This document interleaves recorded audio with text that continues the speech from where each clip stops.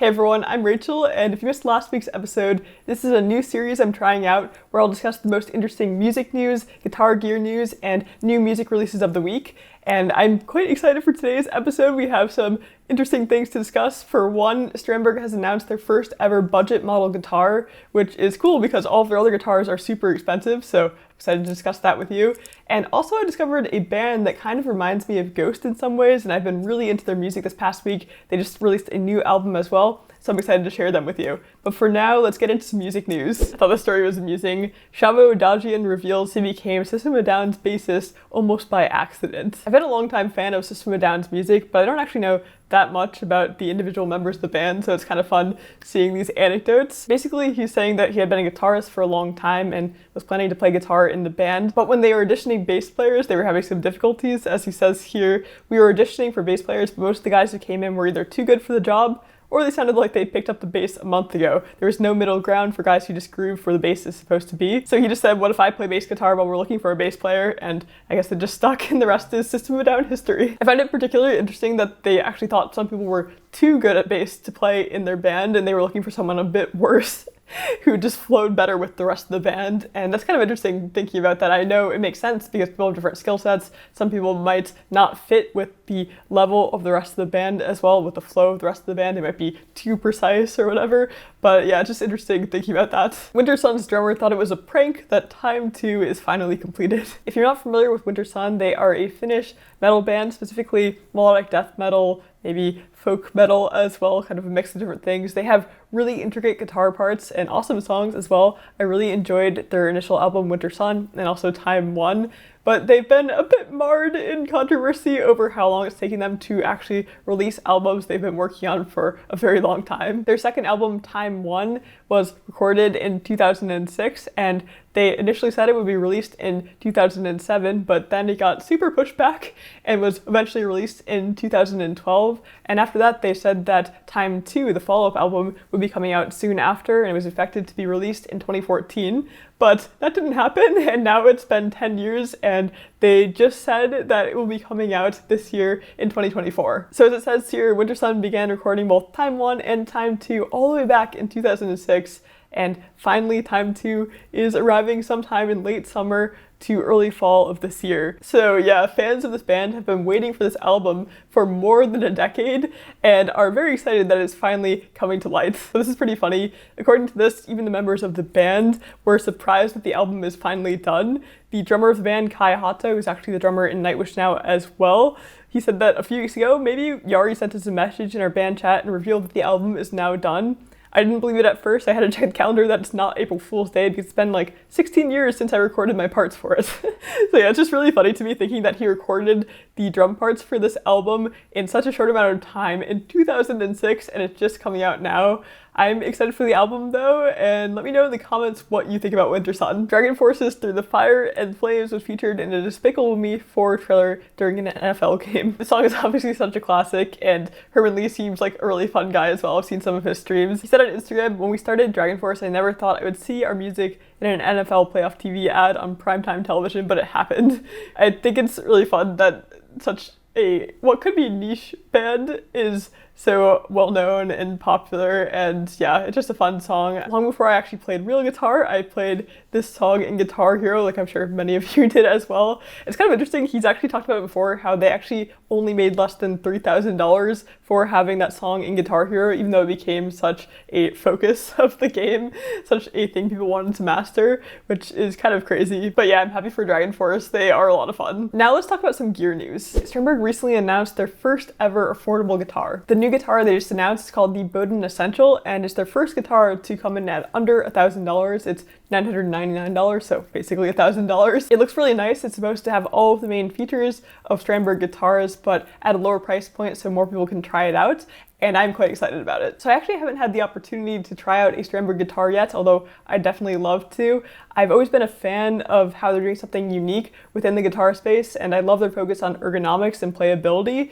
I think it's really awesome how they're doing something different. They're making guitars that are lighter weight, they have a different neck shape, and they're just really focusing on making guitars as playable as possible, and I really appreciate that. But their guitars have always been quite expensive. Looking at their website, I think before this announcement, The cheapest guitar you could get from them was the Bowden Standard NX model, which comes in at around $1,600 to $1,700 depending on the model. And their other guitars are even more expensive. The Bowden original models are more, they're like over $2,000 for the guitar, so they are by no means budget-friendly guitars. They do actually have one recent line that's a bit cheaper called the Rescued line, which comes in at around $1,300 cheapest. And these are guitars that are made from wood that would have been used for the more expensive models, but the wood had blemishes in them, so they put them on these guitars instead and painted them, so they're a bit cheaper. But even that at $1,300 is still not super budget-friendly. They do look awesome though. I've always liked this Bowden Original NX model. I think it looks great,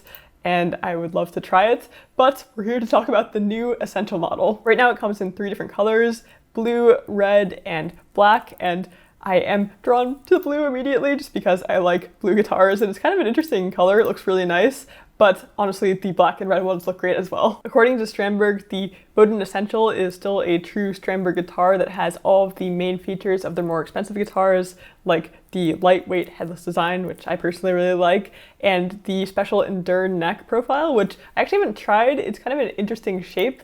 Looking at it here, it's kind of like a triangle that moves as you go up the neck. And yeah, I haven't tried it myself, so I don't know how it feels, but it's cool that they're doing something different, and it's also cool that it's included on these newer, cheaper guitars. Now, obviously they had to change something to bring down the cost of this instrument compared to the other instruments. So I watched an interview with Ola Strandberg at NAMM, and he talked about this. He said that the main 2 things they did to reduce the cost are that they eliminated the multi-scale, so the slanted frets that are on their other guitars. This guitar just has straight frets, like a traditional guitar would, and he said that helps cut the cost a lot. And he also said that they're sourcing the body wood for the guitar locally to the factory in Indonesia, which also helps. So those are the 2 main things that are changed, but it sounds like most of the other things are similar to their other guitars, and it should be a similar experience to play these guitars. Personally, I think those sound like good compromises to make to bring the price down and get Strandberg guitars in the hands of more people. I'd love to try one myself someday, or one of their other models. I just think it's awesome that they're doing something different, and again, really focusing on ergonomics, which is really important to me, and yeah, I'm just excited to see how this model does. So let me know in the comments what you think of Strandberg guitars in general and of this new Essential model. All right, moving on to another piece of serious guitar gear news from NAMM. There is a new pedal announced that is a Tamagotchi guitar pedal that levels up with your playing. And it also lets you play Snake and Space Invaders. So as a kid, I was a big fan of Tamagotchis. I don't know if I was always the best at successfully taking care of them, and sometimes they would fly off into space or whatever would happen if a Tamagotchi moved on. But I tried and I always really enjoyed it, so this pedal brings back some nostalgia. This pedal is called the Ground Control Uwu, and let's watch the announcement video. Just plug in your guitar and watch as the creature dances and they have the egg, like Tamagotchis. In real time. The more you play, the happier it gets, evolving over 30 exciting levels. So I guess if you need some extra motivation to practice, just add this pedal to your pedal board and watch your creature grow and evolve the more you play. And I don't know what happens if you don't play for a bit, but I wouldn't want to risk it. Now let's get into some recent music releases. I've been a fan of Sonata Arctica for a long time, but mostly their older music, not as much their most recent album. But they have a new album coming out this year in March called Clear Cold Beyond, and I'm pretty excited for it. So far, the singles they've released have sounded really good and reminiscent of their older music, and it really sounds like they're returning to that sound that I love so much. They just released a new single called Dark Empath, and I'm really enjoying it so far, and let's just take a listen to a little bit of it. I love this intro.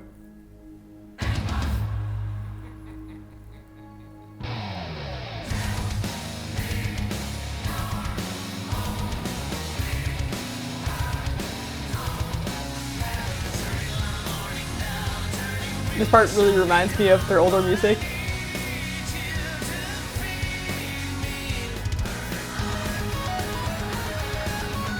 This keyboard solo is really fun. I can't play too much of the song here, but definitely go check it out if you like Sonata Arctica and their older music. I think it's cool when bands evolve their sound over time, but sometimes you just want more of what made them so great, and I think this song is more of that, and I'm very excited for their upcoming album. Apparently this song is actually a direct sequel to their 2004 song Don't Say a Word, and that is one of my favorite songs of theirs.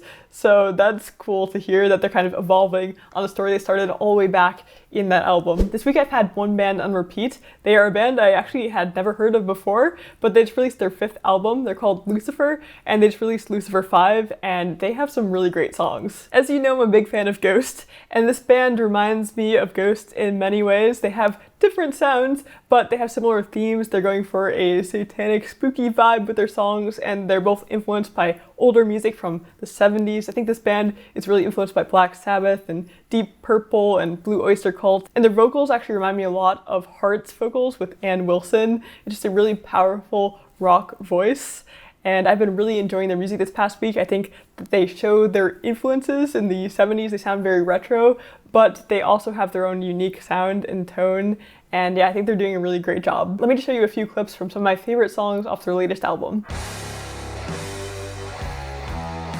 Love this guitar riff right off the bat.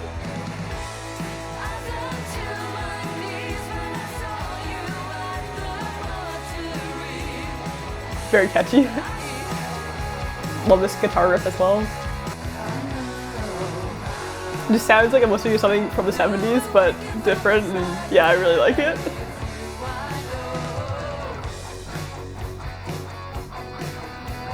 I like how all the songs are themed in a graveyard or mortuary.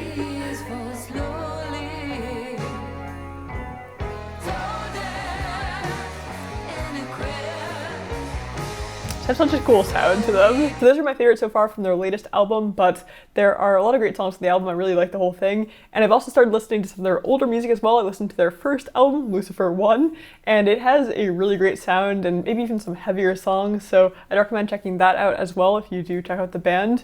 And yeah, let me know what you think of them. I've been playing a lot of Pal World this week and actually listening to this album while playing in the background, which I'm not totally sure if it fits together with the themes of the game. Maybe it does actually. But yeah, I've been having fun with the two combined. So I think that is everything I wanted to cover in this week's episode. This has been a lot of fun again, and please let me know in the comments what you think of this new format, and if there's anything you'd like to see me add to it or change about it, I'd appreciate it. Also, definitely let me know in the comments what you thought about any of the different things I mentioned in this video. I'd love to discuss. Thank you all so much for watching, and I'll see you in the next video.